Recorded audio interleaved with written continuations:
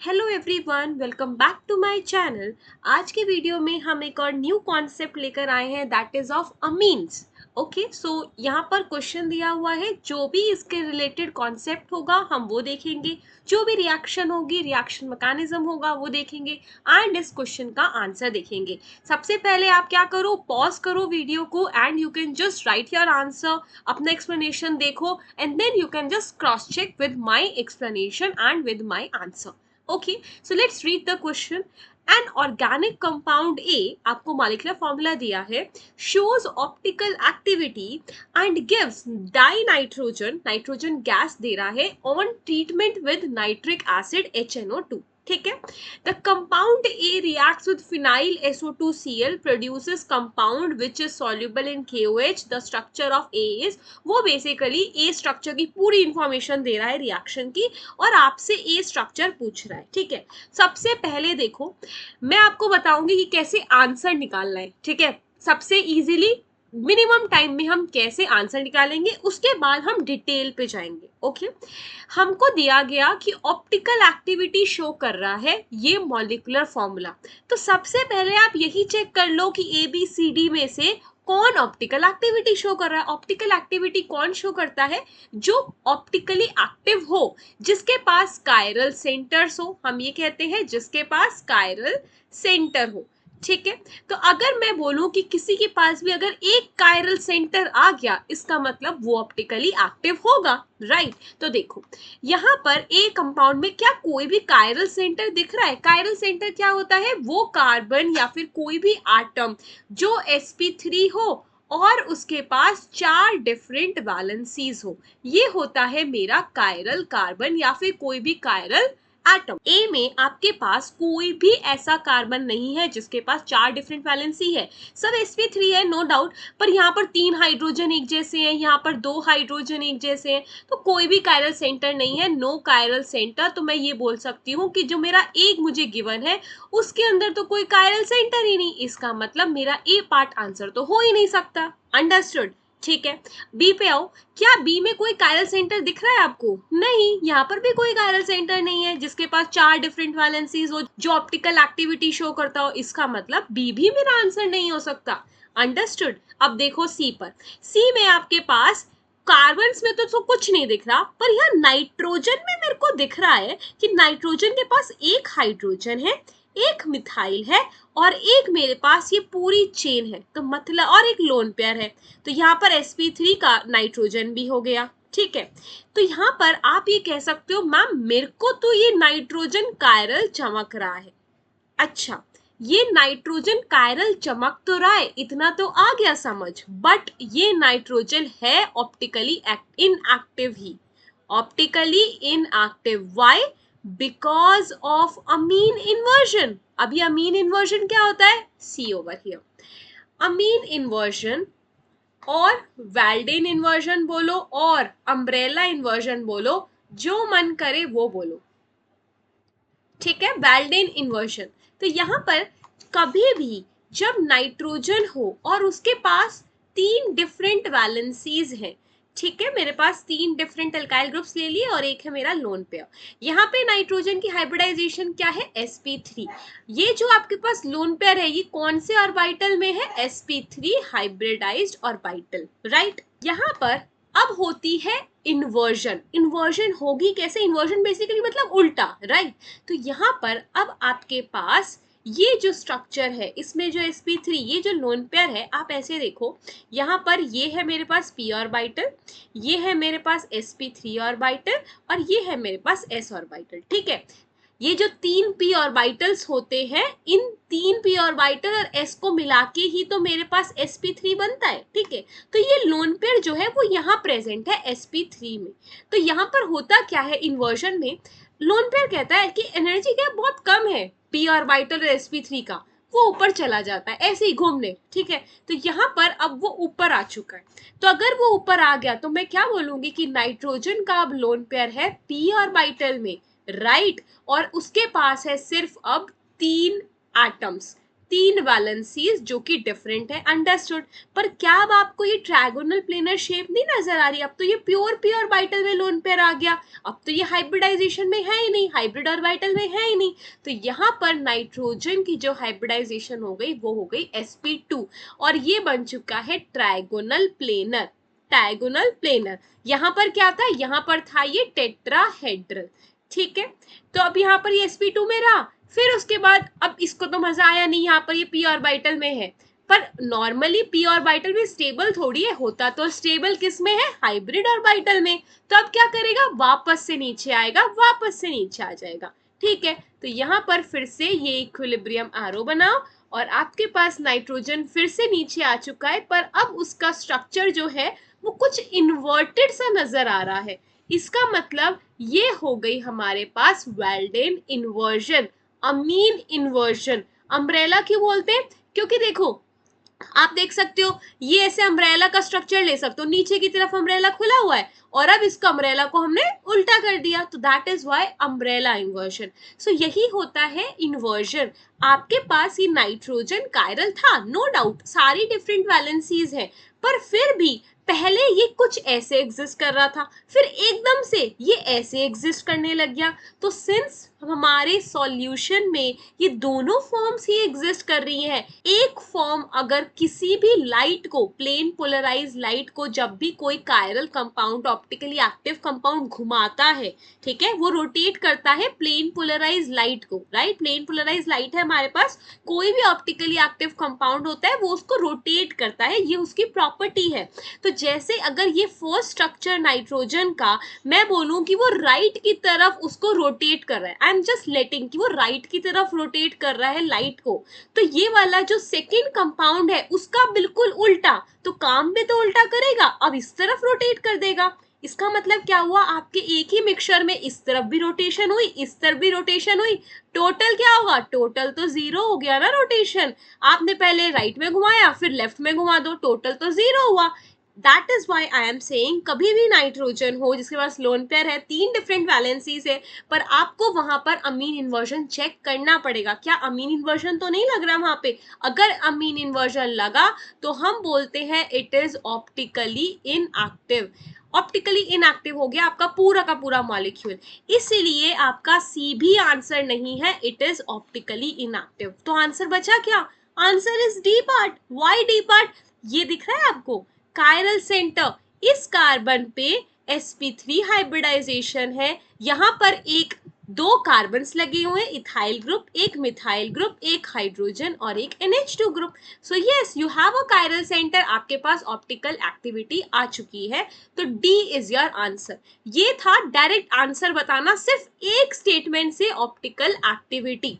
But अब तो मेरे को पूरा डिटेल जानना है, ठीक है, हमें जानना तो पूरा डिटेल है, क्योंकि एग्जैक्ट ये क्वेश्चन नहीं आएगा, ऐसा ही आ सकता है। सो हियर ऑप्टिकल एक्टिविटी से मैंने देखा कि मुझे कायरल सेंटर देखना है और मुझे ऑप्शन मार्क करना है। नाउ सी नेक्स्ट इंफॉर्मेशन दी थी, gives die nitrogen on treatment with HNO2। हमको ये पता होना चाहिए कि HNO2 करता क्या है। HNO2 डाईएजोटाइजेशन करता है, जैसे अगर मेरे पास प्राइमरी अमीन होती है, ये सिर्फ और सिर्फ प्राइमरी अमीन की रिएक्शन है कि जब भी प्राइमरी अमीन हो और HNO2 प्रेजेंट हो उसके पास, तो यहाँ पर आपके पास HNO2 है, सो एसिडिक मीडियम में डायजोनियम कंपाउंड बनता है। जैसे एसिडिक मीडियम है तो सबसे पहले ये ऑक्सीजन प्रोटोनेट होगा, तो नाइट्रोजन यहाँ पे डबल बॉन्ड और ये OH2 प्लस, देन ये ऑक्सीजन इलेक्ट्रॉन डेंसिटी देगा ताकि ये रिमूव हो जाए, बिकॉज ये अच्छा लिविंग ग्रुप बन चुका है, तो आपके पास कुछ ऐसा आ चुका है।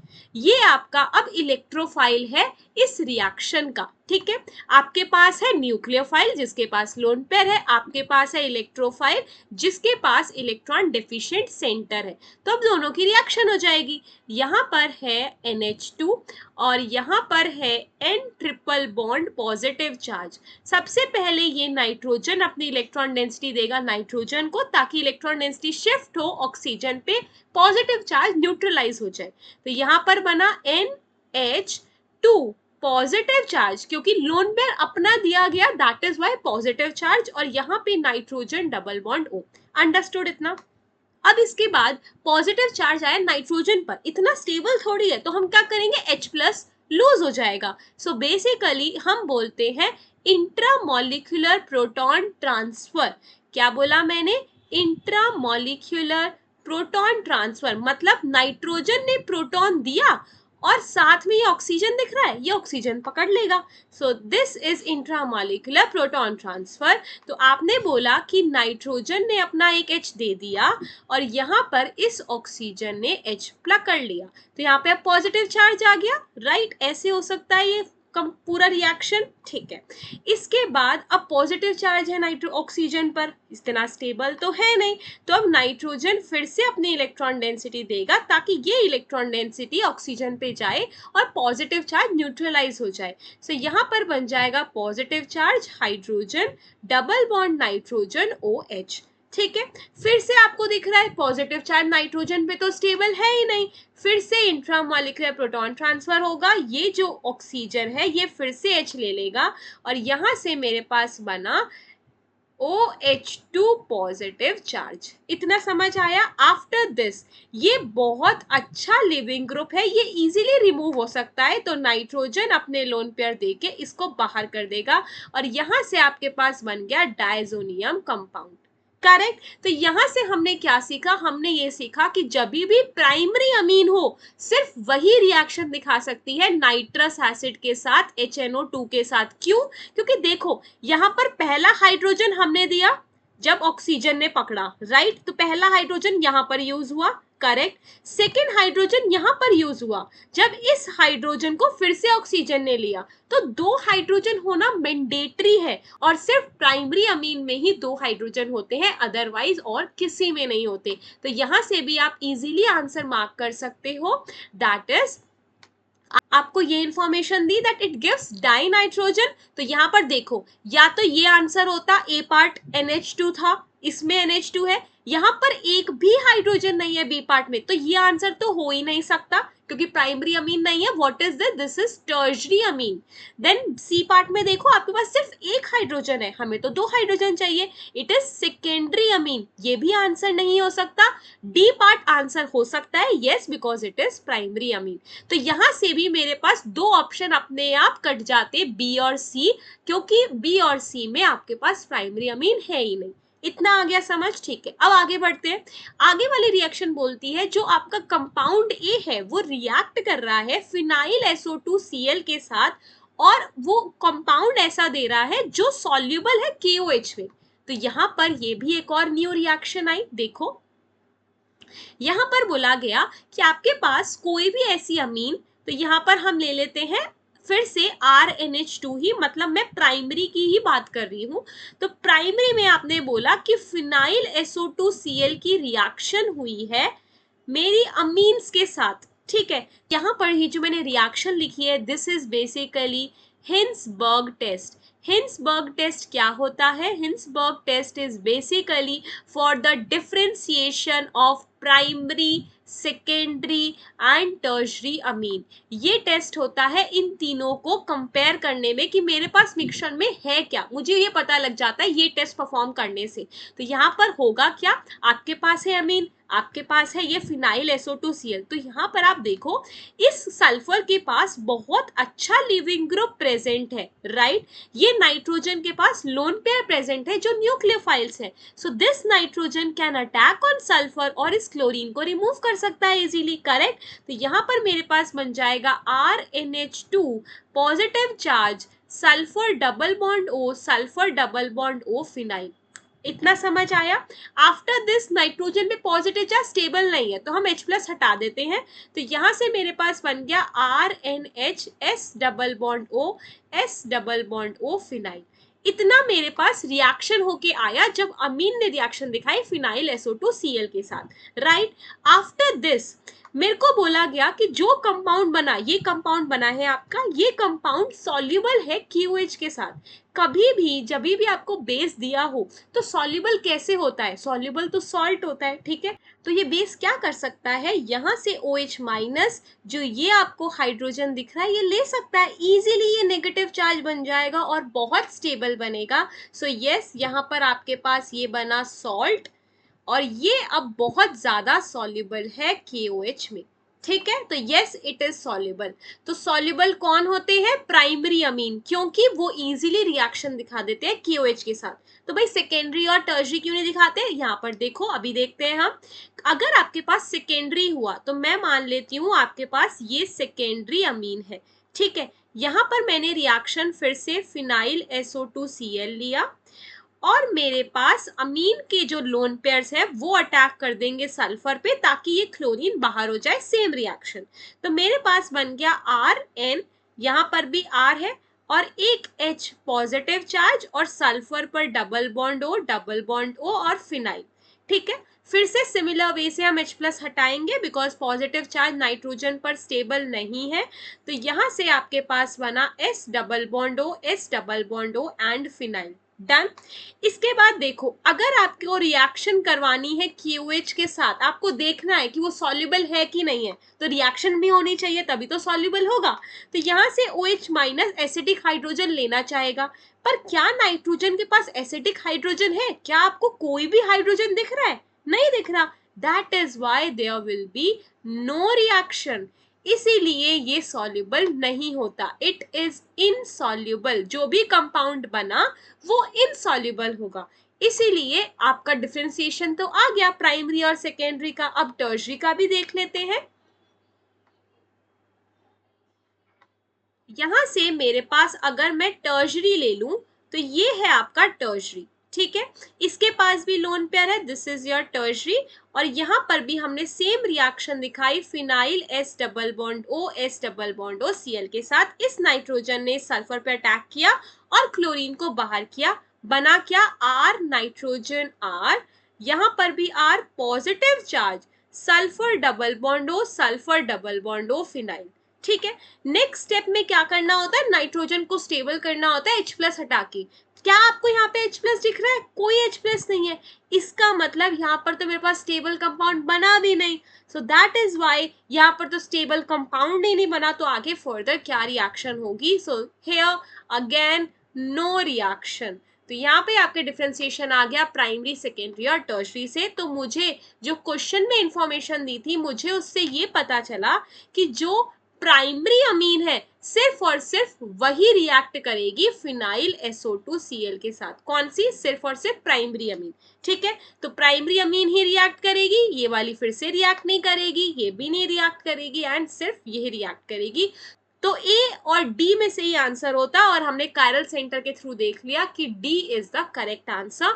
सो that was all for this question. हमने यहाँ पे बहुत डिफरेंट कॉन्सेप्ट्स देखे। हमने अमीन इन्वर्जन देखा, हमने डायजोटाइजेशन देखी, हमने हिंसबर्ग टेस्ट देखा। सो आपको ये तीनों चीज पता होनी चाहिए अमीन में, they are very very important. So that was all for this question. अगर आपको कोई भी डाउट हो इस क्वेश्चन में या फिर और कोई भी क्वेश्चन हो आपके पास, तो आप नीचे कमेंट में लिख सकते हो। I will answer your query.